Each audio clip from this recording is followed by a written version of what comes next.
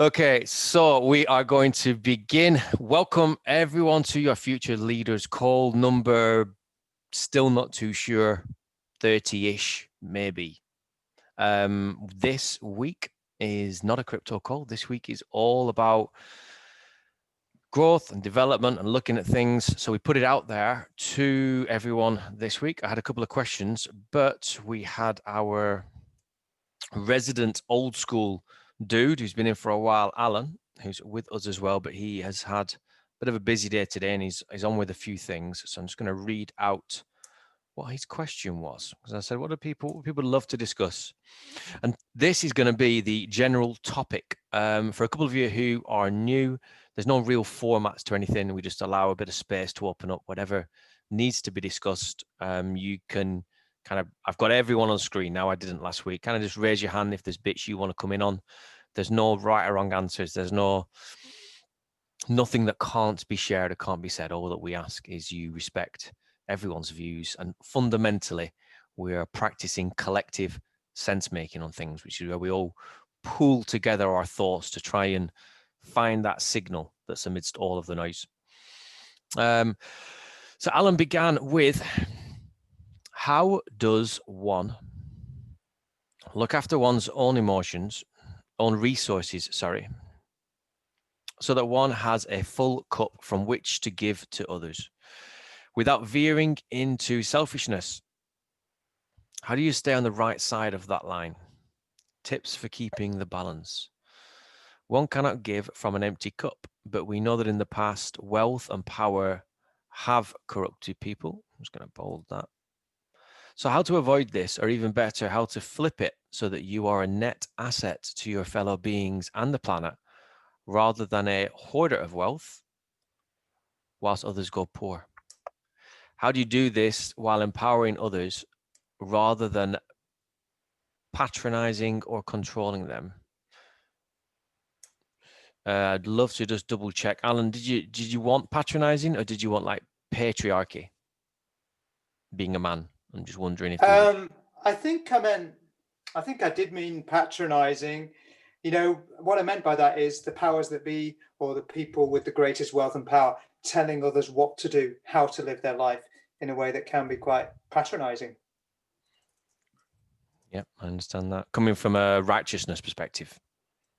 Yeah, so whether it's governments, non-governmental organizations, Rockefeller foundations, whatever it might be, let's say, telling other people how to live their lives in a way that can be quite patronizing, saying, we know best, you, the great massive population, don't know, and we've got the power, so you know what, you're going to have to do as we say. That's what I meant by patronizing. Okay, so I suppose at the end of that is like, who has the right to tell anyone how to live? And then it asks the question, is there a right way to live? Is there such a thing? So there's a few things in this. It's a really good question, Alan. Thank you for sharing that. Feel free to come in when you can. I do appreciate that you've got other stuff on as well, so don't worry about it too much. There's enough of us here who I'm sure have got some solid views on all of this, but there's actually quite a few bits. So I'm just going to break this down a bit. How does one look after, how do you balance your own resources so you have a full cup from which to give to others without veering into selfishness? How do you stay on the right side of that? Tips for keeping balance, because we can't give from an empty cup. But we know that in the past, wealth and power have corrupted people. Definitely want to expand on that. How do we avoid this? Or even better, how do we flip it so that you are a net asset to your fellow beings and the planet rather than a hoarder of wealth? I'm just trying to see if that's a different question than the beginning. How do you look after your own resources so you have a full cup from which to give without veering into selfishness? Okay, it's similar. Okay, so there's plenty to go at here. There are 2, 4, 6, 9 of us. Someone else, their eyes get a bit funny when you see a long line and you're trying to count people. There's 9 of us, so that's 9 beautiful people's thoughts. I'm not going to say any more. I'm going to actually just open up. Who would like to cast the first perspective and opinion on Alan's question? Don't be shy. I'll go if not. Paul, Mr. Cudgington, pearls of wisdom, sir. It's not necessarily a perspective, but actually I was having exactly the same conversation with colleagues at work, because we do a reflective practice sort of session, like peer support group, and I was facilitating that one today. And it's been kind of a bit of a hot topic amongst the team, because I work for an adult education charity, and we have a centre in Manchester, so all of our group sessions and everything's usually all done there. But during lockdown, obviously we're all working from home, so the whole focus of the business kind of shifted, and we were given like a caseload of learners to contact, and those calls sort of really became quite consuming, and became quite emotionally draining, quite stressful, and I think the workforce, the colleagues, kind of probably took on too much. We took on more than what we really should have done. Our whole business, sort of our whole service model just changed overnight. And that was, so yeah, we've been discussing this quite a bit actually, about, if all your energy is being taken up by trying to help others, are you actually being effective if you're not looking after yourself and you're in a good place yourself? How effective can you actually be in order to offer that support to others? So yeah, it's funny how Alan's question came around about 20 minutes before my peer support session. So I was like, oh, that's perfect timing. So I'm really interested to kind of get some sort of tips and sort of ideas as to you can do, that I can kind of take back to my colleagues, and because it's a tough question, because obviously I understand from our point of view as a charity, in terms of, we want to stay in touch with the people that we work with. We want to support them the best as we can. Yet we were doing and offering something that is not what we do. It's not what we were trained to do.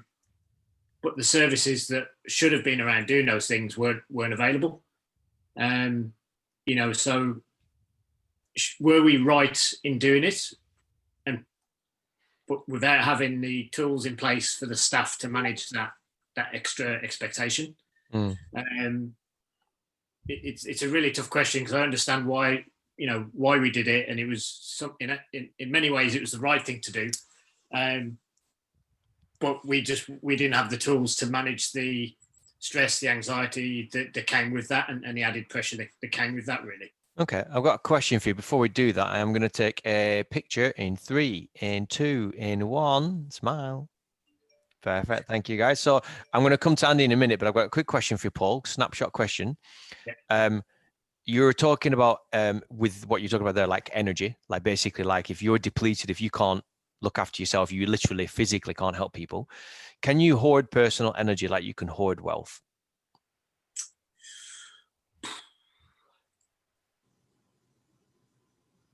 That's a good question.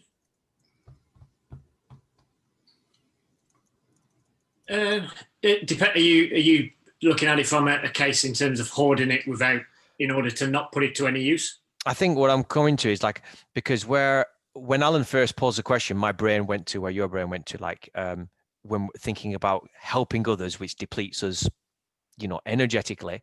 But the more I've gone into Alan's question, I feel like where he was originally coming from is more around the traditional side of wealth. Like when we think about power, and we think about wealth and those that have got that control, those that have got power, wealth usually kind of goes hand in hand, and it's how do you accumulate wealth whilst giving, knowing that people have not got.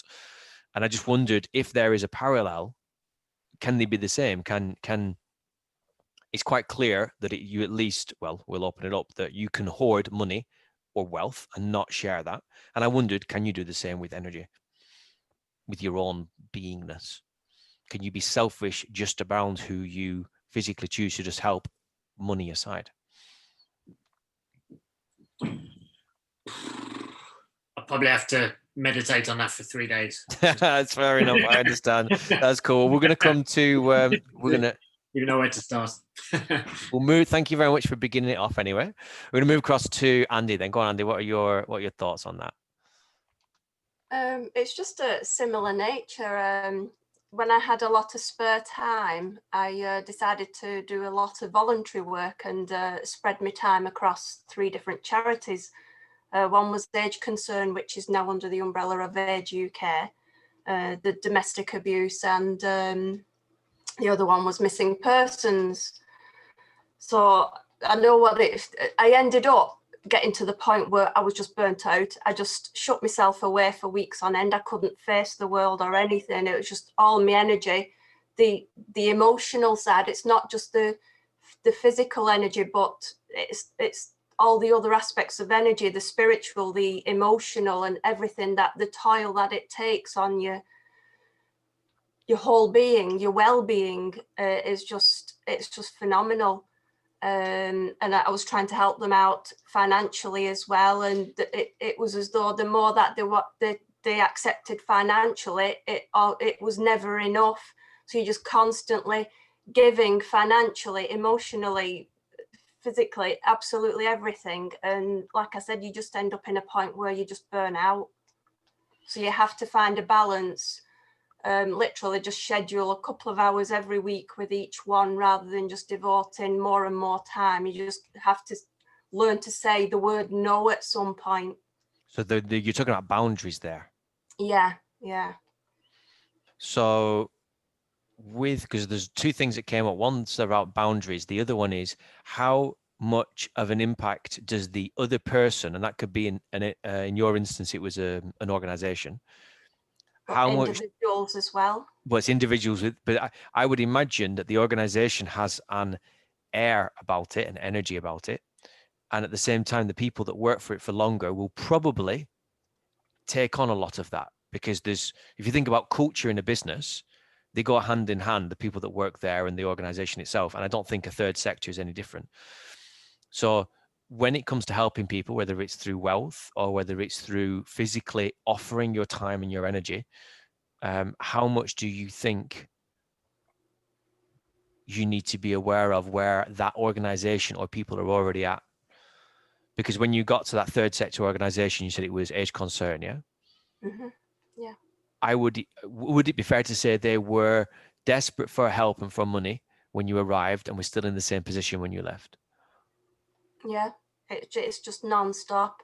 It's just that there's always a finite amount of resource that they're capable of, and as more and more people over the age of 60, there are more people living longer, so that there's more demand on those resources. Okay, so from a boundaries perspective, because one of the things that has come up on the question is like, what do we do about it? How did you go about putting up those boundaries? It took a lot of soul searching, because I'm not the type of person that I don't like letting people down. So I got to the point where I literally had to say, look, enough's enough. This is how much I can give. And once I'm at that level, then that's it. I can only do so many hours per week, so much money.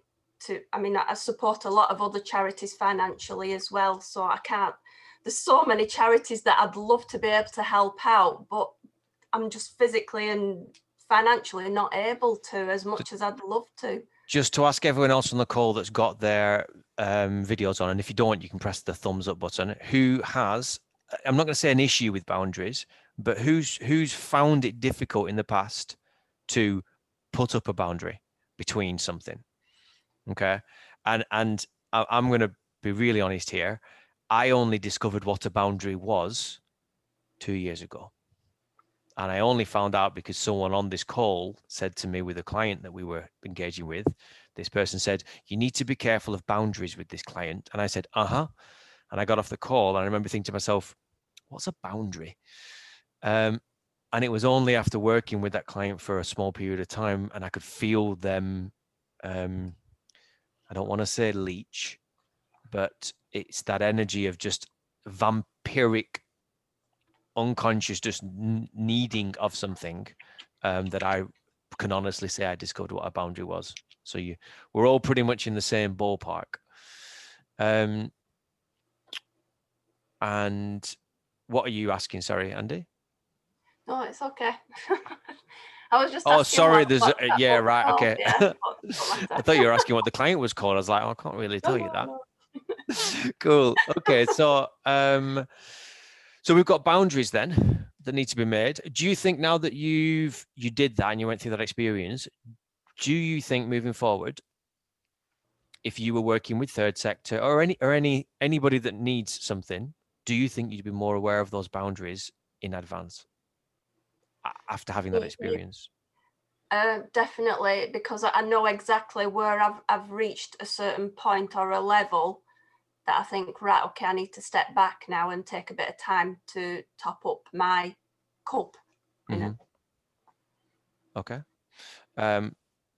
So anybody want to say something on that before we move on to a different bit? Is that John putting your hand up? Yeah, Waving your pen. waving my pen. Yes, I was lazy. Go on, John. It's funny you should ask, but I've been making a few notes. There's a lot to this, and you could spend a few weeks on this. Never mind an hour. One thing that you probably don't want to get into, but it's a very big balance, universal basic income and all that kind of stuff, in terms of should society be providing us with the freedom and support to do what we want to do to be effective, and not punishing us financially for trying to do that. You might even get to the point where if you work for a charity, the government pays for it if it's valued. That will, or society, it might be a better way to say that. I saw a teacher that was a student of Osho lots of years ago. She should say, you need to find what makes your heart sing. And then if you can earn the money from it, if you find your passion like that, then it's not so hard work and you can probably do more of it than if it was something that you're not doing. Coincidentally, I've been talking to a friend, which is very relevant to this in terms of the financial aspects of it. This guy used to be very senior in HSBC, and about 10 years he came out in despair at the way that the banks treat customers. But he's aiming to launch a service which is going to help people plan their financial lives, but let them take control of it, as opposed to the financial advisors ripping you off all the time, which he says they're terrible at. And so that's going to be a service which is going to be quite cheap relatively, but it lets you plot your whole life out. So of course you've got the short-term question, have I got enough money today? But you've also got to think about, well, what happens when I retire? Or when I'm too old to work? How do I balance all of that? That starts to get really complicated. Do I need to put money aside? So what's my long-term energy look like? Just to ask you one question on that, John, then, because earlier you were like, when you start talking about universal basic income and we start talking about if a service is very good for the people, should the government pay for it? Which effectively is like mild forms of socialism. Yeah. Yeah. Does capitalism, and I don't want to move, last time we talked a lot about different systems other than capitalism, but does the fact that we even have capitalism mean that as I'm going to say a negative byproduct, we have lack of in areas where there isn't a capitalism thing serving society that then forces us to have third sector? Is third sector a byproduct, a non-supportive byproduct of having capitalism, in your opinion? I'd have to think that through. That's quite complicated. Fair enough. Even if you're in a socialist world where everybody gets a universal basic income, it's very hard to get that exactly right and for it to support everybody properly. And you might still find that there was a need for, some people need extra support at different times, and some people might want to raise money for other things. So it's hard to imagine a perfect socialist system as well that would get rid of that altogether. Okay, I would agree with that. I mean, you're talking about a utopian answer, and I think this brings us on to another point of what Alan brought up, and he wrote, we know that in the past, wealth and power have corrupted people. So how do we avoid this? And There's something in that sentence, because it's a loaded sentence as well. And whilst I inherently agree with it, I also feel a part of me that wants to disagree with it. Like, the past has definitely shown us that wealth and power, that there are corrupted people who are aligned with wealth and power. But does wealth and power corrupt? Can one have wealth and power? Because if you think about it, Alan's whole question is around, how do I have lots of resources, whether it's energetic resources, spiritual resources, time, money, doesn't matter. How do I have lots of something whilst at the same time being a value add to those who don't? Which basically means the ability to have these things and not be corrupted. So can one have wealth and power? And power is an incredibly subjective term, of course. Can you have that, whatever power might mean in your world, and not be corrupted? And if so, what is the thing that would enable you to do that? I mean, the first question is it actually make sense? Well, could we end up with a world where wealth and power don't make sense anymore? If everybody's got a basic income that they're comfortable with, why would anybody need wealth? And well, why do people want wealth now? Well, we've got a financial system that works like that with capitalism, haven't we? Maybe we can envisage a society where there wasn't extreme wealth and power. Is that because we reward those who have wealth?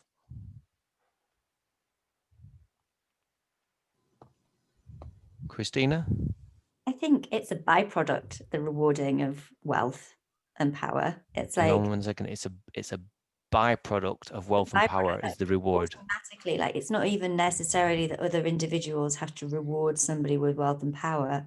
The fact that you have wealth and power, the fact that you have that abundance, just allows you to live a life. The more wealth and abundance you have, the more experiences you can have, the more stuff you can have, the more that you can buy yourself an island and have your own private space of an entire island, if you're talking that levels of wealth and abundance. So I think it's just a byproduct, but I don't necessarily think they're hand in hand. I don't think that you are naturally greedy and selfish if you have wealth and power. I think that you can very comfortably have a lot of wealth and power. And I think there's many people in the world that do have wealth and power and are altruistic and give a lot to society and do good with their wealth and their power. So what's the difference between those people who have wealth and some form of power relative to where they are and to those who don't have power? What's the difference between those people who, we're just going to use the word philanthropic just to give a label for now? What's the difference between those and those that don't? Are we talking about wealthy people that don't and wealthy people that do? People that have got this. So we're just going to keep things quite binary for now. You've got wealth and power on either side, but one side is a value add to society and one side's not. Why? Because I'm going back to the origin of the whole point what Alan's bringing up, which is, how do I have resources? And then therefore, as soon as you've got resources, you do have a certain amount of power over those that don't. It's relative, of course. But so how does one have that and not move into selfishness, which I'm going to link with becoming corrupted people? I think it's, Richard, I'll come to you in a sec. I think it's, for me, it's that level of, if you have a desire for another to be in their fullest power, expression, whatever it might be, and you do that through empowering that individual, then that, for me, it comes back to sovereignty. If you're supporting people to step into their own sovereignty, it comes back to, like, don't buy fish for the village, buy them rods so they can get their own food and teach them how to fish, right? It's like empowering people to be able to stand on their own 2 feet. And I just feel like those that are truly coming from that space of philanthropy, as we were calling it, they're holding that vision that others have the potential for greatness, maybe. Okay, and I like that. they are using their position of power to be able to bring more of that to the world. So allowing them to step more into their sovereignty, allowing them to encouraging equality and working with, it's kind of like this vision for the world and what the potential is, and allowing and using their position of wealth, of power, of whatever it might be, their resources, whether or not they're energetic, whether they're spiritual practices, whether they're wealth, whether they're whatever it might be, that they have an abundance of those resources. They're using their position of wisdom to be able to empower others to step into that space. So what I'm really taking from that there is that, because I want to always make sure this whole conversation we're moving into some sort of not actions but points that everyone can take note of. So what to summarize that is, and it can be tidied, of course, because it begins with something about, but something about being about the empowerment of others. If you can hold that within your beingness of who you are whilst accumulating resources of wealth, then in theory you will at least be more towards a value add to others. For me, definitely, because if you're teaching people to be reliant on you, that is not actually that altruistic. Like, you're just in service to self in a whole new way. Yep, I like that. So another way of defining it is what's the opposite, which is this stops teaching people to be reliant on you, because you could argue that reliance gives you the power. Yes. Okay. Whether that's spiritual teachings, whether that's wealth, whether that's, you need to keep Everything. on coming back and buying my programs, whatever it might be. Or you're going to come Instead to of me for your inspiring- wage, or I'm in control of the water, or I give out the jobs, all of these things. Yeah, it's like Nice. this kind of we were talking about the other day. It's like, at what point did we as human beings, what point was it decided that we needed to be protected and that we needed to be taken care of by the government? Like, at what point was that decided?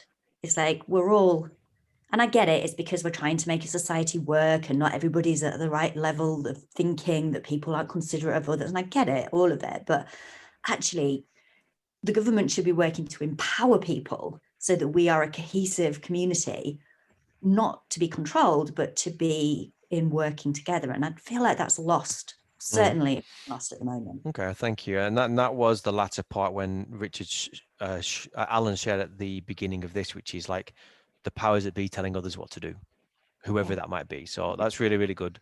I want to come down to Richard, who we might have moved on for what you want to say. Richard, if you want to backtrack a bit, that's fine. But what's your takes on this so far? I think it's interesting, reflecting on what Christina's just said in terms of the individual, because at any stage it's like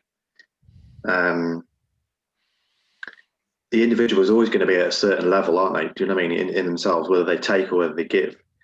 And I think what I was going to sort of chip in was when we were talking about sort of what level of business or level of wealth do they give, or are they coming from a place of greed?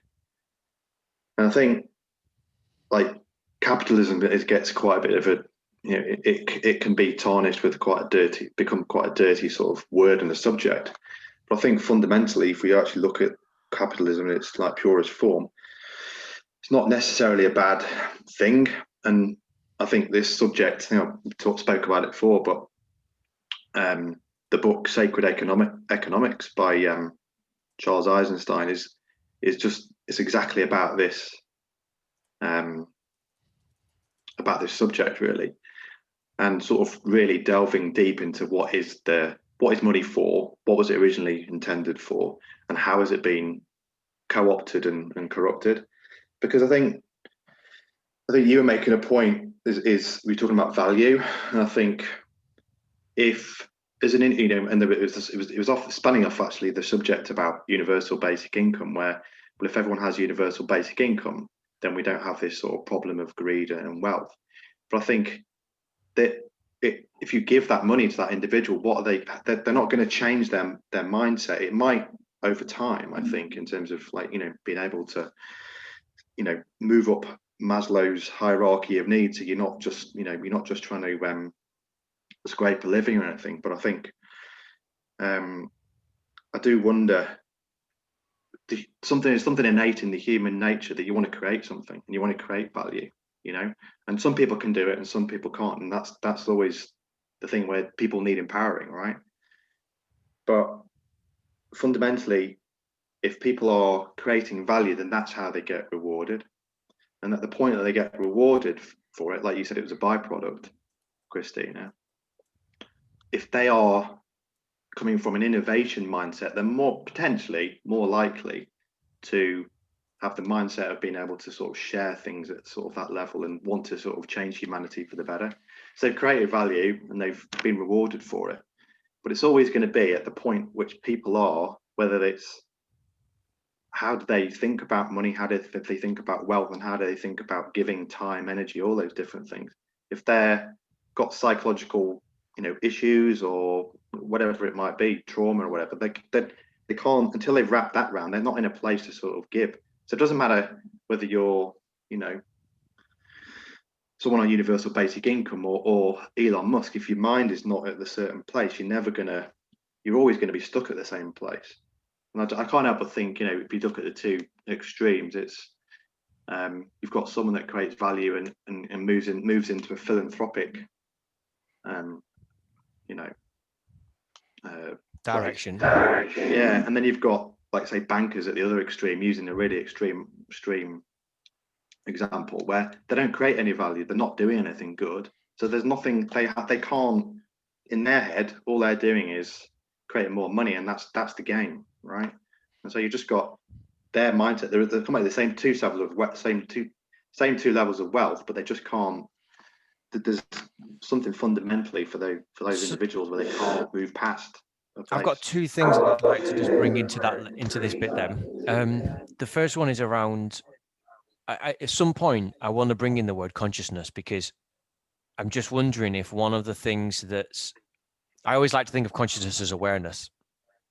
And where you talk, and it's wrong to just label all the bankers to say they're not conscious and not got awareness, because it's like, that's like saying someone that's in business doesn't have awareness. Of course they do, but we're going to take the general finance industry as a whole, just for this as an example, who might say that they're not as aware of the repercussions of that industry.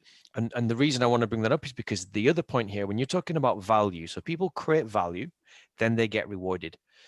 And it's Daniel Smachtenberg that got me onto this bit, that we don't place any value on the whale being alive. There is no value in our system. And I agree that there's nothing wrong with, I don't think there's anything wrong with capitalism, with socialism, with all of these different ways that we can live. On paper, even democracy on paper should be perfect. But the reality is something gets wrong, something gets skewed when we actually do it. And it usually is around power. And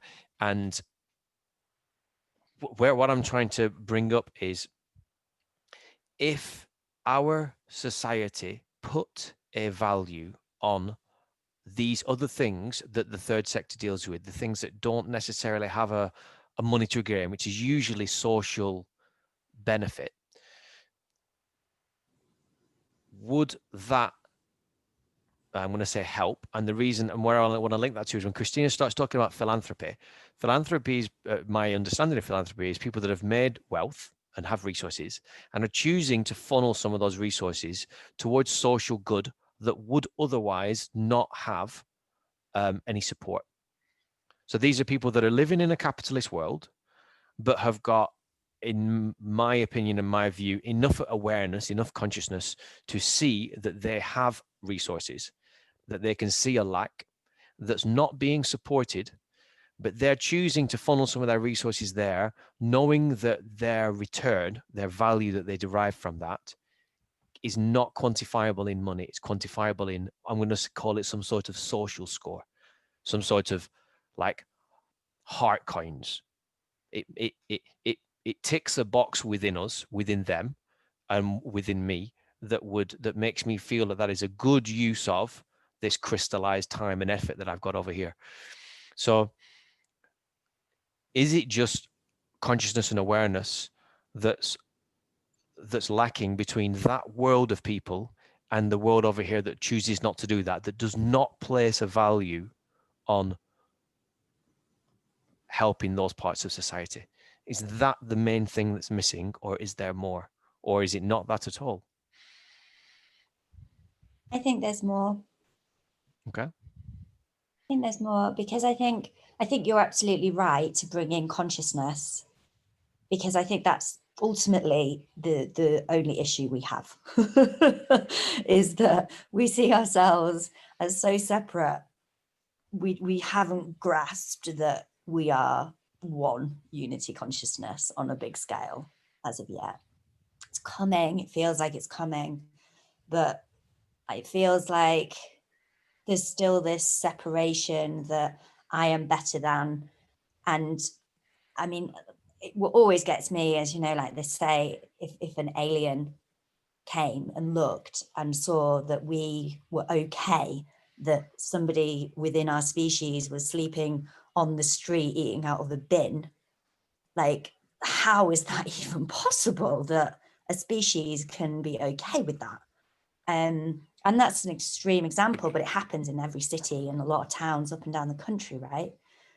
And I think that you can be a philanthropist and not necessarily have the conscious awareness, because it depends on where you're channeling that money.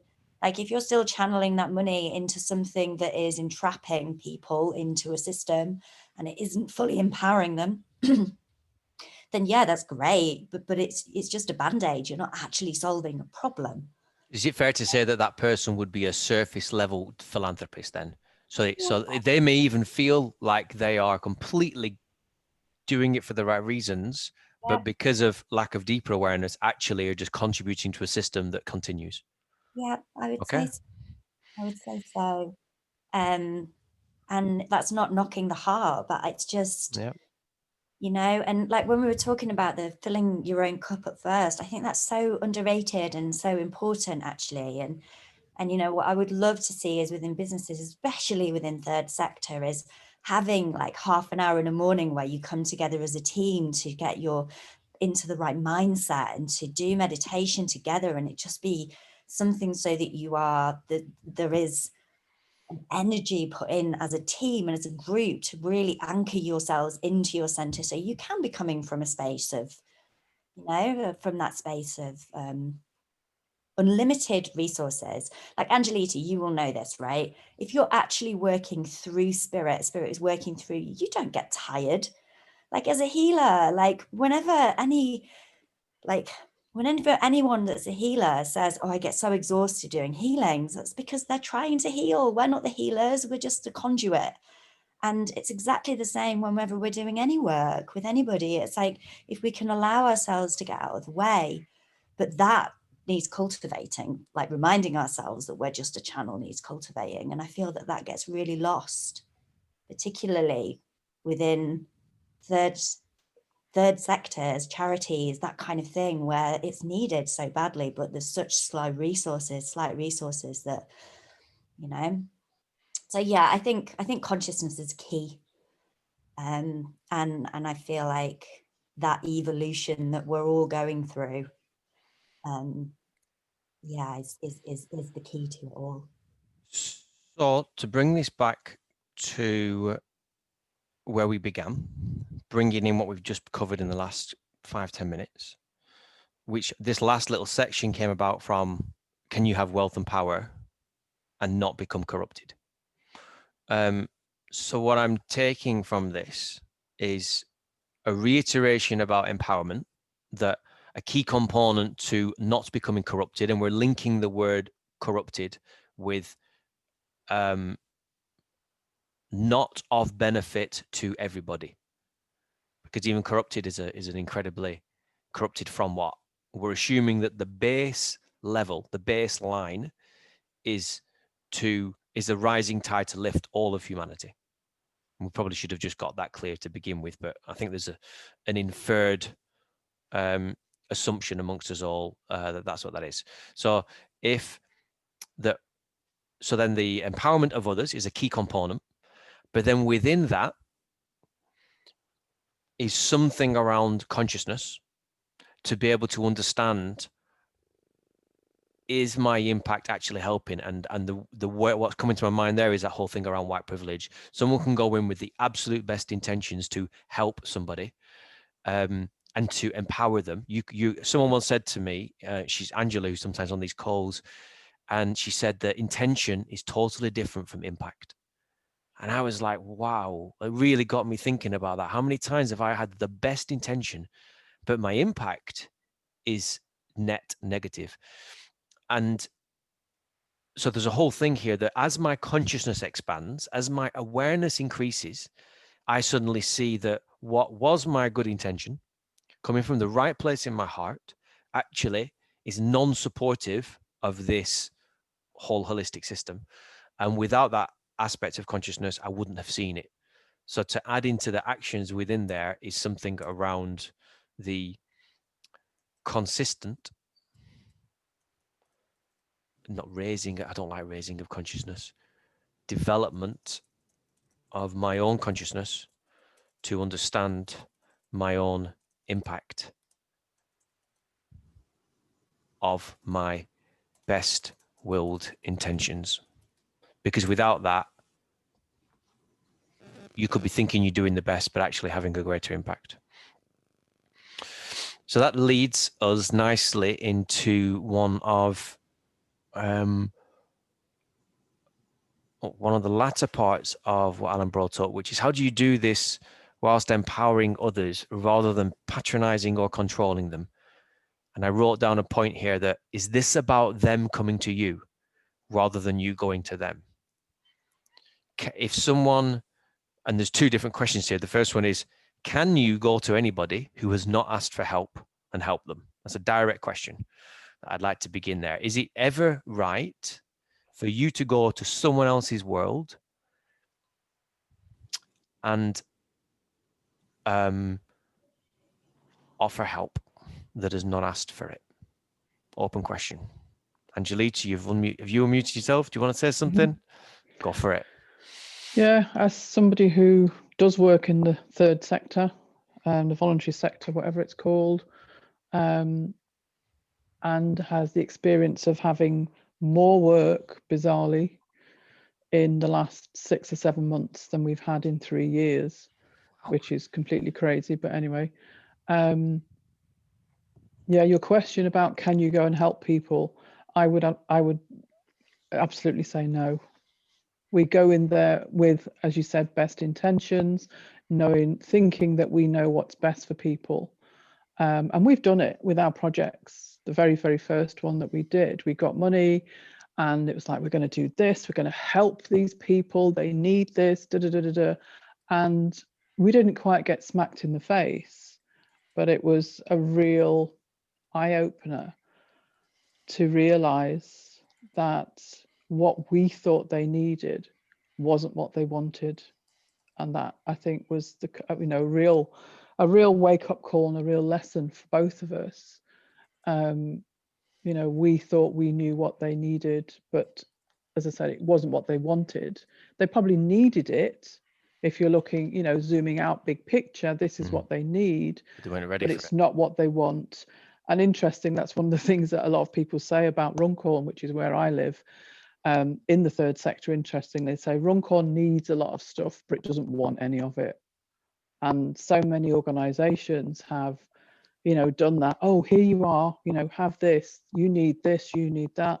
And it doesn't work. And something else that popped into my head when you were talking about intention and impact is a conversation I've had with somebody else about listening. Unless we listen, we will go charging in on our white horses with, everything. We're coming to rescue you for people who don't want to be rescued.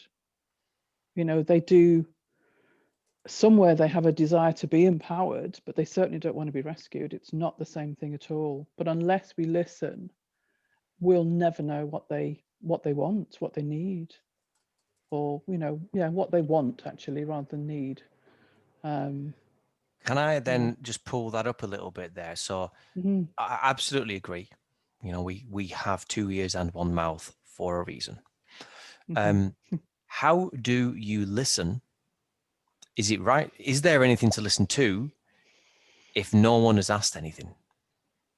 So here's a group of people who you deem are in need, can level up, you know, you may even deem them to be a danger to themselves, which is an incredibly dangerous statement to make, and government makes that all the time.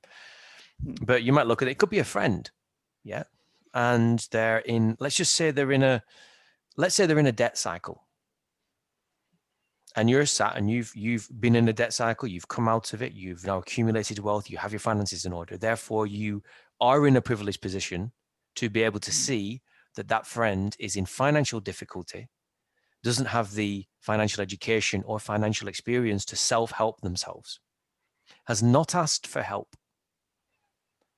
So therefore, there's nothing for you to listen to because they aren't reaching out. In that situation, where, if at all, is it right for you to engage? Anyone else is welcome to put their hand up if they wish to jump in on this. Richard? As somebody, sorry, Richard, just going to say very quickly, as somebody who has waded in the past, I would say just don't. Okay, that's cool. You know, you have, yeah.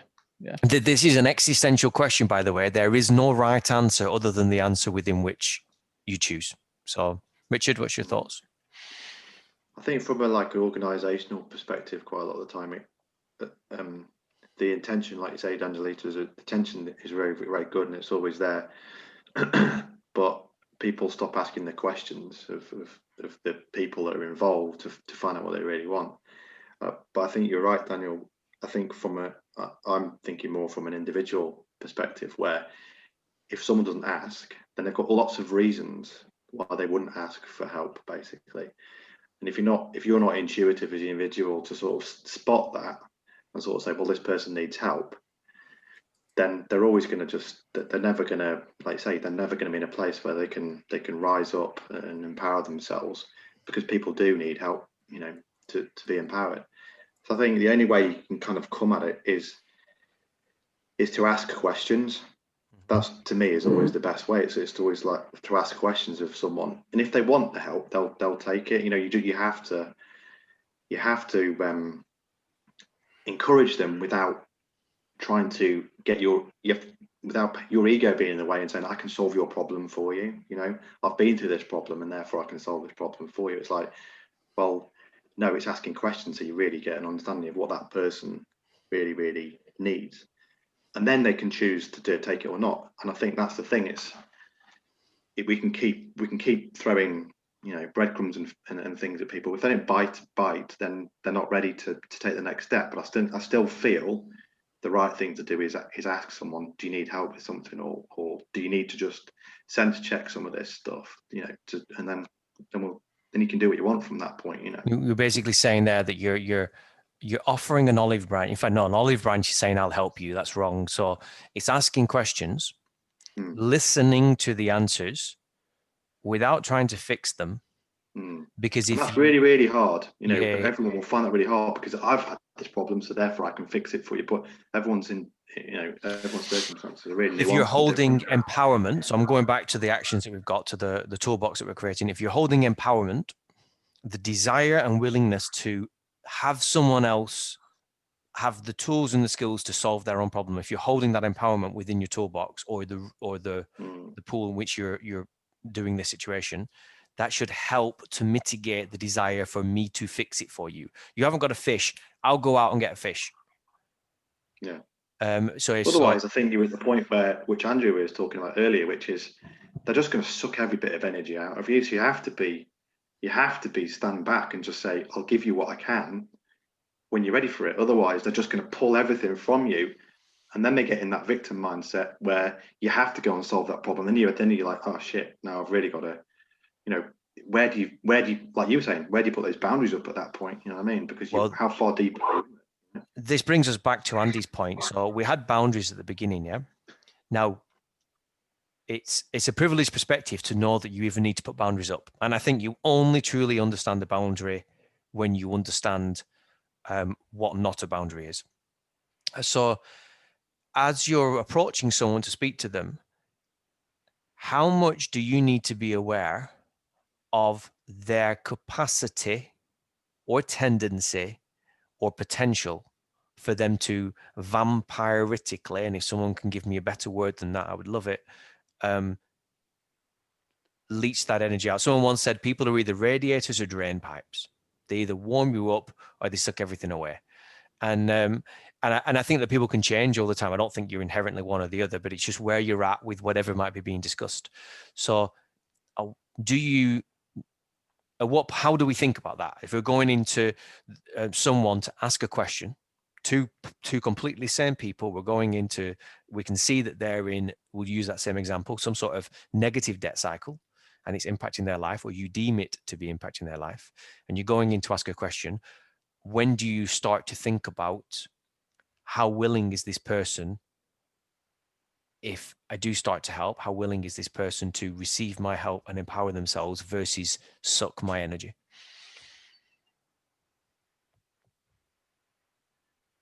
Andy? I was just about thinking a couple of instances that people that I've encountered, you tell them how to do something or how they can help themselves, but then there's some people that they just rather you do it for them over and over again. They just seem just completely incapable of taking that step to help themselves. And this is, I think, where you were saying they're just leeching the energy, they're just draining the energy from you because you're constantly doing what they need getting done, things like filling forms out for them, and you're telling them what to put on the form, the simple basics, less, you tick yes or no. But there's some people are just not even capable of doing that. They want you to fill the form out for them even, or take them to the job centre, the life centre, or whatever Citizens Advice Bureau. You have to hold the hand in some instances, because I don't know what it is with some people that they can't, physically or mentally, I don't know what, they're not able to do it for themselves. You mean they're so disempowered that their only coping mechanism is for you to do it for them?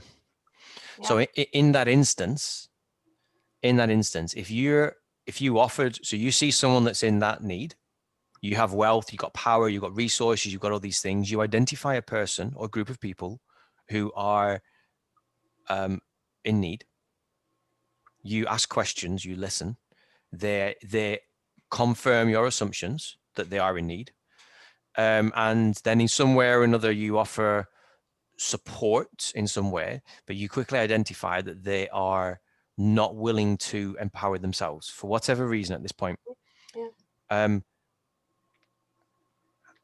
At what point, and this is where the boundary is, at what point does a person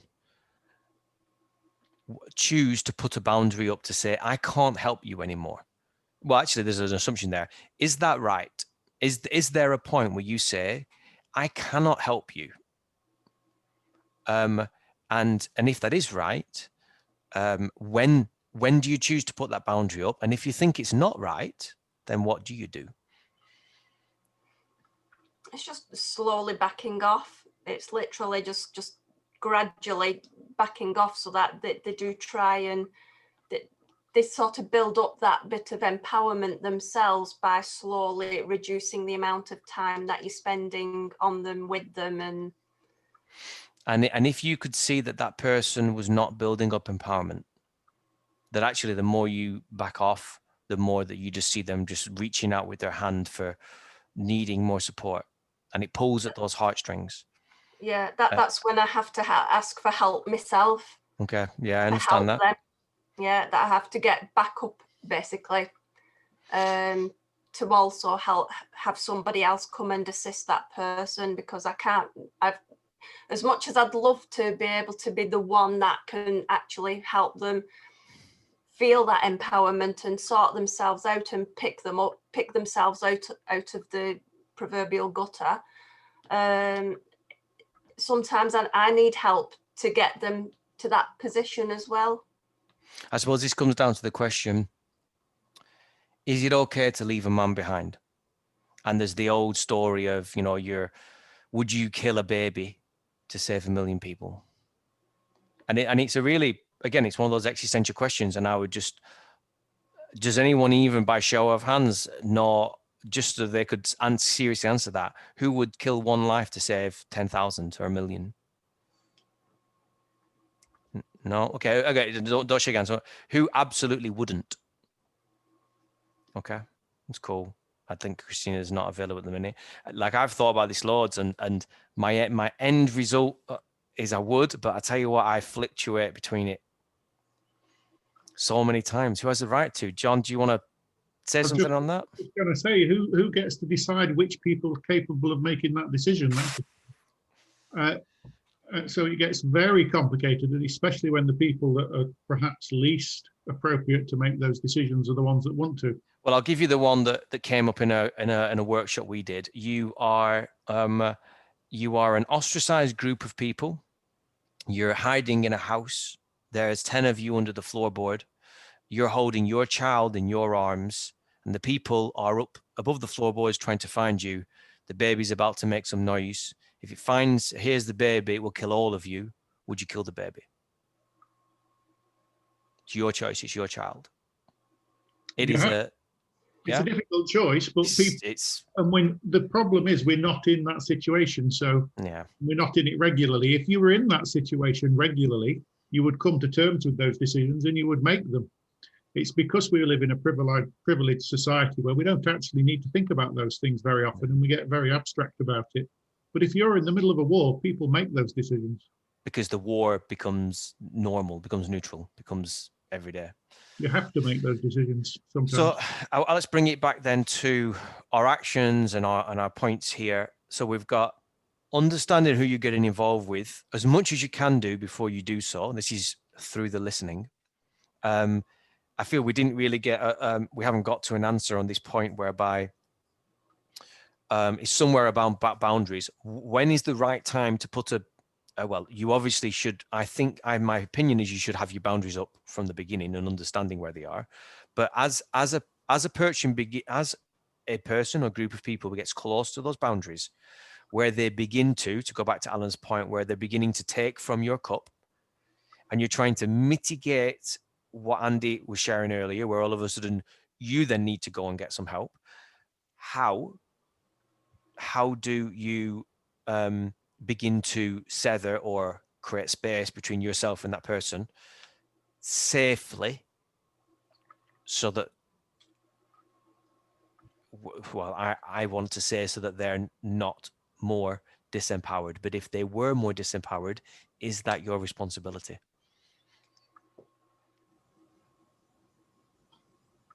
Richard? I think I'll just say, the way I've, I think we've obviously all been in this situation, good and bad, I think. And I think you probably fail at it more than you get it right, sort of thing. But I think what I've kind of learned, having employed people and tried to pull them through tried to support them through things they say they want to do, and then do they do it or not? And both with friends and other people as well, is I think the only thing you can do is you say, well, you have to still understand what it is they want to achieve, rather than, because they quite often they'll come to you with a specific thing. I've got this problem. It's usually a bit of detail, like Andy said, it filling a form or whatever it might be, whatever extreme. But it's like, well, what is it you really need help with? And I think it's like moving a couple of levels up so you actually understand what the overall objective is. But I think ultimately, from a tactical point of view, when you're trying, whether you want to disengage with them or not, it's kind of say, the only thing I've found to do is say, well, you're asking me, now we understand where you're trying to go. This is a step on this journey. This action would be a step on this journey. Using the fishing analogy, go and do this thing, and when you've done it, come back to me and we'll talk about how you feel about it, or whether it's worked, whether it's not worked. And it's kind of like creating actions for people to go and do. And if they don't do it, and at that point, it's like, well, if you haven't done, might come back to you and say, well, blah, blah, blah, what about this over here? It's like, well, we've talked about it, and this is the next logical step. So if you do this, we can move forward. If you don't, then we're kind of stuck, aren't we? Because you need to keep the dialogue open, but it's like, here's something that I think will help. Now you've got a choice whether what you do with that or not. Really, you have to be brutal at some point with it, But what you're doing there is you're allowing them to make sure that they understand what they're doing, to take action, and if they don't, at least then it will become clear. You create a boundary at that point. Yeah, you create a boundary that says, well, if you don't, it's not like you're trying to say, if you don't do this, then I'm not going to help you. You have to be very careful with that. But it's like, look, we need you to move forward. Otherwise, I'm just doing stuff for you here, and it isn't going to do any of us any good, is it? Well, I'd like to. It's not even we need you to move forward. It's you want to move forward, because that would be identified through the listening and through the questions. Yeah. This is the next step to do. And so then at some point, if that person comes back and is consistently not carrying out that process, then you could either choose asking different questions or come from a different angle if you've got that in you. So, Daniel, this reminds me of a coach that we once had, and he was saying that the way that he operates with his kids and everyone is, when somebody comes with a problem, it's like, okay, so what have you already done? And he's looking for them to have already tried one or two things, right? And it's like, and if they haven't, then it's like, okay, well, what's your best thinking? Like, how, if let's talk about it right now. So you're immediately empowering that person to put their best thinking down. And that was one thing that we learned from Roger and Michelle, right? Like, best thinking, of being able to, because everyone's got a best thought, it might not be the next move or whatever, but anyone can think of what the next best thing is. And I think that just automatically creates that boundary right from the off. It's like, don't come to me asking me to solve a problem when you've not even tried yourself, right? So it's immediately empowering them. And yeah, I think that's a great idea, Richard. Just giving them a really small step. This is the next thing. You need to call that person, have that conversation, and then it's creating those little incremental empowerment steps where they're building on their own belief in themselves. It's like, okay, I can do that. And it might be, a call might be too much, but maybe they could do some research on the internet, or maybe they could go and get and buy an online course, or maybe it could be something that doesn't involve another person, the human, but it's just kind of finding what is their next step that them and all parts in their system is comfortable with. And then they can take it from there. But well, you can even break it down to the point where you can say, I need you to just go to that shop and get a form, or go on the website, print out a form. Yeah. Because that way someone can come back to go, I'm still struggling with this. Okay, well, let's take this one task and break it down into 4 micro tasks. Now, at some point, you might have to exert that boundary, and the person's consistently not. But I suppose you make your own judgment call on that. But what we're really gathering from this bit here is that when you're then operating with someone, is it's all right us saying empower them, but that is, again, it's such a subjective loaded sentence. Like, how does one empower oneself? Because I could think I'm doing it and not get there. Go on, Christina, finish that off, then I'm going to come to Kirsty. I think it's important as well that each of us are cultivating that self energy of, like, really being able to approach people with compassion, and being able to meet them where they're at without judging them, because if people feel judged, that is really disempowering. So that is also an art and a skill, I feel, of being able to get to that point where actually, it's okay that you can't do that, or that's you're not there yet, or whatever it might be, and to be able to approach that with real grounded centeredness as an individual as well. I think that's important. And then Kirsty can say that thing. Okay, brilliant. I'm just typing that up. Kirsty? Yeah, totally agree with all of that. I was going to say, our society is so based on the victim triangle. I mean, I've just been reading so much about the victim triangle for the last couple of months, because I couldn't work out what it was that I was stuck in. I was in something and I didn't know what it was. I just couldn't work it out. and just stuck in so many different levels. And finally I sussed it and realized it was the victim. So it's just victim consciousness, and that's what 3D is. That's what we have been, that's what we're coming out of. So we're coming out of the victim consciousness, and victim consciousness is the drama triangle. The drama triangle is that we're either in victim, or we're in rescuer, or we're in attacker. And when we're in that system, everyone who's in the system, well, a very vast percentage of everyone in that system is in one of those three at different points. Even the people behind the desks who are trying to help people, whenever there's an expectation, then it becomes that we want to rescue someone, and we want to make it that we expect they're going to be able to do it, because we want them to be better, because we want their lives to be better, because who decided what the better is? I mean, so we've just decided that, and that's what society has been based on. That's what the government system is about, like us, them, you know, like they are against us, we are, you know, we are victims, and then we need to rescue all these other people out of that victim triangle. But potentially the biggest thing that we can do as the person who, like Christina was saying before, when a healer feels exhausted, then the ego has got in the way.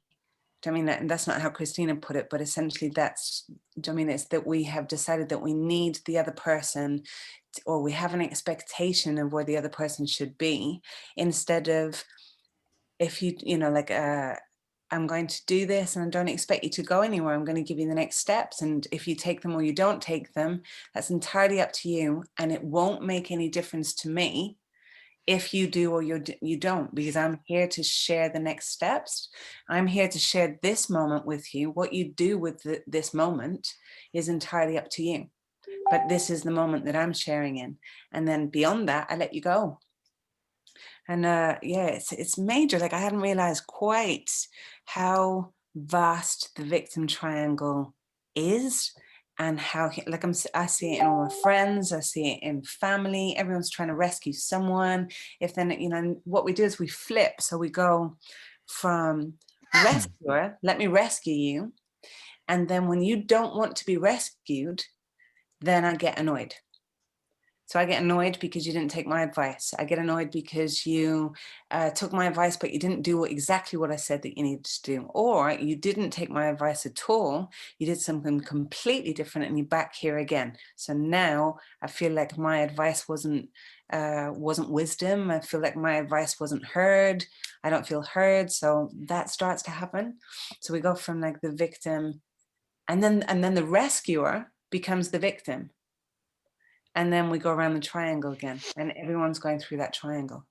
So I'm really glad you brought that up, because I typed something earlier, and this is linked to it. So I want to stick on this conversation for the last 10 minutes, because what I wrote down was, and I'm bringing Alan's name into this because I think when we put a word to it and a person to it, it has more ness. So if Alan has lots of money and helps lots of people, so let's say he ticks all these boxes that we've been working through, and someone else who has nothing or less judges Alan and says, Alan is selfish. Look at him with all of that resources. He's got all this time, all this money, whatever he might have. Look at him with his cup full. How does Alan then deal with that? Who has the right to say someone is selfish, or to use the word Alan used earlier, corrupted? Or he was all about being good, but now he's got to this level, he's not really helping the younger person. Now, in that instance, the person saying that's in victim. But it could be very easy for Alan or anybody to react and either go into persecutor or to go into rescuer, to then want to counteract that. So throughout all of this, there's an element that if you're not aware of that victim triangle, if you can't find self energy to be totally cool with accusations, then you could end up being caught back in it. And to go back to what Andy said earlier, all of a sudden, before you know it, you are giving way more than you can give. And then you suddenly wake up one day and you're like, right, I need to back off again. It always comes back to nothing is personal. I mean, like nothing is personal because that person said that about, you know, said it about anyone. It's not personal. So if the person that it's said about decides to take it personally, then it's because they believe it, or they believe there's something in there that's true. We don't get angry about anything unless we believe it. We don't get really upset unless there's a twinge of truth in there and they've struck a chord. Then in that instance, if someone has struck a chord, then that is a gift because you then have found the tiny little bit that you get to work on. Yeah. Always. Everything that's happening at every single point of our life is only a direct reflection of what is already in us. We're just seeing, we're seeing who we are. Everything that comes up for us is has come from the external to validate exactly who we are on the internal. Which then allows us to raise our own personal consciousness to go on our own little loop back to what we're talking about here with actions. So then through being aware of that and actually through helping others, but practicing not taking it personally, not being attached to what they say. In the instances where you do take it personally and you do get hurt by what they say, that then allows you a window in. But then you use your consciousness that you've been cultivating and developing to then not get sucked into that, but to heal, which then expands your consciousness. So then in theory, help you next time, help with less attachment to what people say. But also there is no helping. Like we're not here to help. I thought we were here to help. That's a good, we talked about this last week. I thought I was here to help. I am definitely not here to help. And it brings us back to what you were saying at the beginning of the call, which is like in my opinion, the highest good, like whatever good is, but the highest path that we can take in this lifetime is to do what it is that we absolutely love doing. That's the highest path. That's like the best path we can take, to do what it is that brings us joy, that lights us up, that turns us into, you know, the thing that we feel passionate about. That's what we need to do. And what we end up having is so many people in the helping sector who are trying to help, but it just becomes the victim cycle, and it doesn't get us out of it. And we are perpetuating the victim cycle by being victims, perpetrators, or rescuers in our own life. So all we can do is heal that in ourselves. This goes back to, I think it was 2 calls ago when we had that big discussion around teacher and helping, and where we got to was that all you can do is in every moment is share your gift, whatever that might be, and that's it.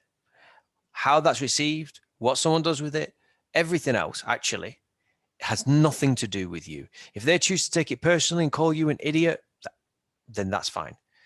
How you deal with them calling you an idiot is your own inner growth. They're almost, you could say, 2 completely separate worlds. They're meeting in that moment. There's a Vesica Pisces made of a situation, of a now, and then as soon as that now's finished, it's separate. So this is a really beautiful kind of end then, and we're going to start to just wrap up now, so that through all of this, because I'm going to take it back to what Alan said at the beginning, you know, how do you give to others, which could easily be taken another way in terms of how do you help others, and even to give to others is you could argue if all you were doing is giving to others, then no one could ever judge you. You're just giving. But it's this whole thing of in every moment sharing your gift. And if all you are being and doing is what you feel you were there to do, what lights you up. John talked earlier about do what makes your heart tingle or something like that. Like do something that literally makes your heart feel alive. If all you are doing is all of that, then one could argue, if you've practiced that enough, that everything around boundaries, everything around, to a point, even the empowerment of others, all of those things become unnecessary. Because the only reason we have that whole of the list is because the ego gets in the way, and the ego wants to help, and so we then suddenly go, oh, we're doing all these things for the right reason, but actually they're just creating a fuck up. Whereas if we sit in, all I can do right now is give my gift. How it's received and taken, That's exactly it. out of my control. So it's I just want to say that I love this conversation. And it's so true, right? It's just give and create and be in whatever essence feels good for you in that moment, and be totally cool with whatever that is, whether or not nobody receives it, whether or not a billion people receive it. Like, that isn't our choice, right? That's for spirit to decide. So yeah. Because it's not your job to fix. I was going to say it's not your job to fix everything. It's not your job to fix anything. That's it. It's like the ego wants to be the savior. It's like the ego wants that recognition of going, oh, I fixed so-and-so. Even if you wouldn't say it in that way, it's like, oh, so-and-so said that I was really helpful. Oh, and then your ego glows. You can feel that ego glow. And actually, it's like beautiful. I'm really glad that you took something from my words, from my music, from my art, from my whatever it might be. That's beautiful.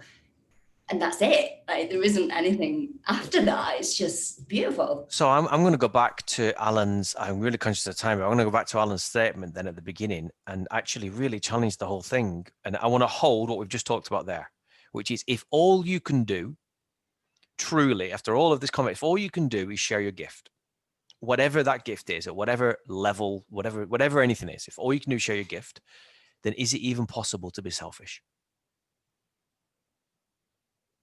Because the beginning was, how does one balance looking after one's own resources so that you have a full cup within which to give without veering into selfishness? But all of that is wrapped around really the darker side of the ego that we don't want to go into. So how do I not do that? Whereas if all you are is sat in true love for yourself, love for others, and to know that in every single now moment, right now, all I can do is share my gift, whatever that is, whatever level, to whomever, and have no attachment to how it's received. Is it even possible to be selfish? I don't think so. I think also you can't overshare. We can never overshare. We can just, we can try to help, but we can't overshare. How do you overshare? You've only got what you've got. Do you know what I mean? So if I've got my gift and I share my gift to the world, I can't ever overshare it and feel exhausted. But if I have an expectation when I'm sharing my gift and I don't receive back what I wanted from sharing my gift, I feel depleted. But if I'm sharing just for the joy of, look, I've just made some music and here you go, have it. Here's my music.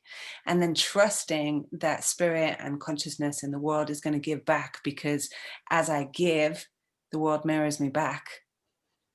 When there's no expectation, but it's the expectation. So the ego goes, ooh, let me just give this out there and I will get X, Y, Z back. And then when we don't get it, we're back in the victim triangle. Okay. I tried to rescue and now I'm a victim and now I'm going to attack you. So yeah, we can't overshare. Okay, can I ask? Lastly on that one, the boundaries. I just recently realized that boundaries, I don't want to trigger with my words, I have to be really careful, but you're only sharing, it's not your responsibility. I'm only sharing, there you go, I don't need to worry about it. But I just think boundaries are bullshit. That's what I think. I think that boundaries, and I used to think boundaries were really important after I thought I didn't have any. Now I've realized that boundaries are basically where I draw a line and say to you, if you step over this line, I'm going to be really upset. I'm going to get really angry if you step over this line that I've drawn. But actually, if I deal with what's on the other side of the line that I've drawn, I can't be upset. I can't overshare with you. I can't. It doesn't happen. Because all I'm saying with a boundary is the shit that I haven't sorted out, the stuff I haven't healed. And I'm going to allow you to go into that place if I overshare. But actually, it's just that we haven't healed it yet. Do you want to know the irony of what you just said? Probably. You're the person who told me about boundaries. There you go. And you didn't. And you told me, because I remember you saying, I don't need to learn them. And so I just found that quite funny. All right. I just want everyone on the call to do me a favor and to just kind of just shake your shoulders for a minute. And then collectively just kind of take a deep breath in. Hold it at the top and just lift your shoulders, roll it back, and then let it out with a bit of a noise. we're going to do that one more time. Breathing in, lifting your shoulders up as you're breathing in, pausing at the top, rolling your shoulders, and then letting it out with a sigh. And if you want to, you can put your arms in the air and just shake them like that for a minute.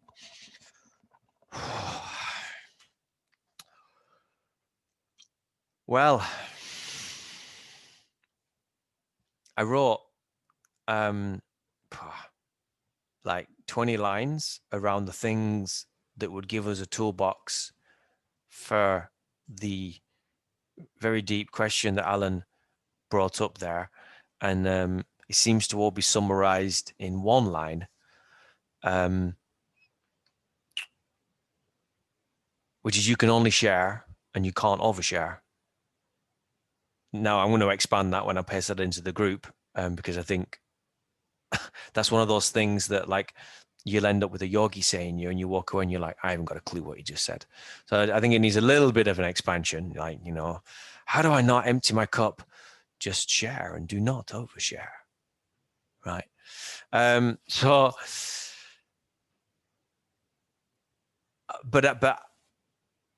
I in my heart, I agree. And just over a minute, I'm just curious, does anyone fundamentally disagree with that after we've spent this time just unpacking the back end of it? Okay. And I don't disagree, but I definitely feel resistance. okay, this is good. This is good. Well, because of time, what I would love is if you can continue the conversation with me in a minute, because I'd love to just know what the resistance is, because we might be able to put that back into the group to see, because that will be a mirror of collective resistance as well. So it'd be very interesting to find out what that is. So I'm going to just call that to a pause there. So this whole conversation was basically around, like, how does one give without having the piss taken out of us effectively? And at the same time, how do I accumulate resources or time or effort or energy or money, whatever it might be, and not become corrupted by that? And at the same time, help people. And we went around the houses, and what we uncovered from that was we split that into two parts. We had, how does one not become selfish or corrupted?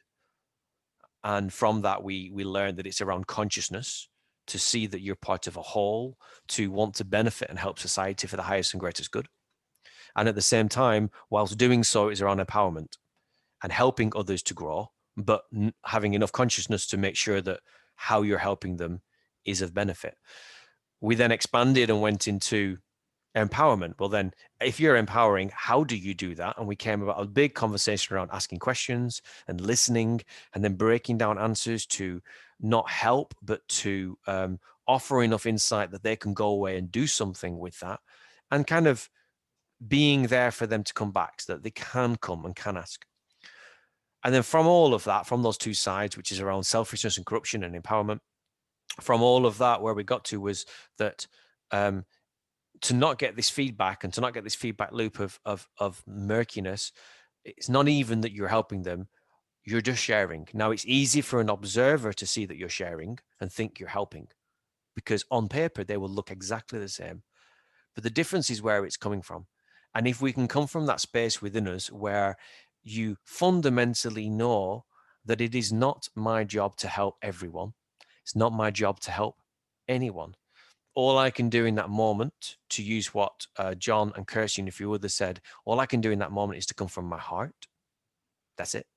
All I can do in that moment, in any moment, is to do things that light me up, that fill me up, that make me feel wonderful, that make me feel like this is why I came here to do. And if I'm fortunate enough to be somewhere where I share that benefits someone, then that is wonderful. And if I'm not, then that's okay too. And if that person's not ready to receive it, that's okay. It's not my job to make them receive anything. And anytime that we feel anything other than that, anytime that we feel shitty, that they felt shitty, anytime that we're not happy that they didn't receive it, anytime that they didn't do it, that actually is a window and a mirror for us to look back and go, oh, there's a little bit within me that just needs to be healed, because that's where the ego is coming in, expecting a result. And for as long as we expect anything, we're basically setting ourselves up for suffer, pain, and failure. Because how can we expect anything of anyone? That's their journey of their growth. So all of this comes all the way back to sitting in that space with self-energy, with compassion, and to just be who you are in your fullest expression, and to just share in every single now moment. And for as long as we do that, we'll never feel that we are being selfish. Can I add one tiny thing to that? Of course you can, Kirsty. We are finishing now. Go on. It's really important. Go on. We only share because there's a joy in sharing. Because if we're not feeling the joy of sharing, then we're not sharing. So we can't overshare if we are sharing in the joy of sharing. Like, I am so joyful to be able to share with you. Like Andrea did a session with me this week, you know, where she just shared her knowledge on investments, and I loved that sharing. Do you know what I mean? So it's that kind of, you can't overshare if you're doing it in joy. But as soon as we're not feeling the joy, then we're not sharing anymore. We're trying to help, or we're expecting, or something else is going on. Sorry. That was that. That's okay. That's cool. That's so cool. I'm going to pause that there. I just want to know if we answered Alan's question. I was going to come to Alan then. I hope to God Alan's actually behind that. He is. There we go. Alan. He is here. I've loved your discussion. I've been distracted because I've been doing a lot of other things, so I'm actually going to listen to the repeat. It's a good job we recorded it. I have really enjoyed it, and I think that has covered a lot more ground than I expected it to, and it's given me perspectives on issues in my own life that I did not expect to gain perspectives on from this discussion. So, you know, personal matters as opposed to financial matters, or helping the world matters, you know, community matters. So yeah, that's been really, really interesting and very, very valuable. And thank you to everyone who's contributed. And I'm really looking forward to listening back when I can actually give it my full attention. So thank you, all of you. Well, thank you. Well, everything that came about today, guys, only came about because Alan had the bravery, in a way, and vulnerability to be able to pause and ask that question. I can come up with questions every week, but they're just me sat pondering, amusing things. There's nothing more chunky and worthwhile to unpack than something that's real for somebody. And usually if it's real for somebody, it's real for all of us, because I can definitely tell you this. I've loved this call. And this has really got me thinking about actually the number of times where I help or thinking I'm sharing, but really like, what am I coming from and where does it come from? So I will always do a quick check whenever we've been talking about stuff like this, is please raise your hand if you're leaving feeling better and okay with things, or some sort of heart or something. Oh yeah, okay, good. Alan's okay, got right, brilliant. That's what I want to check. I think it's a better question than who's feeling shitty, because generally I think they wouldn't put their hand up. So that is good. That's what I want to hear. Really thank you everyone for coming and joining these calls. We're moving and going as we go along with them, and and there's nothing I enjoy more seriously than collective sense making. I think it's just I mean, I'm definitely enjoy anyway, can put it that way. So we will be doing a crypto call next week, crypto and investments, and we'll be back with another one of these in 2 weeks. Bring your questions, guys, because bring your real life situations, because we're all human beings and we're pretty much probably all got the same problems. And if we don't, we can at least share enjoy with our experience. So take what you've learned today, listen to the recording if you want to, share with others. The more of us on these calls, the more human beings that we're able to share with. And ultimately then, hopefully, the idea is that a rising tide lifts all boat for all of humanity. And we get to be in more joy collectively and individually forever and ever. Take care, everyone. Have a blessed evening. My name's been Daniel. Thank you very much. Bye-bye.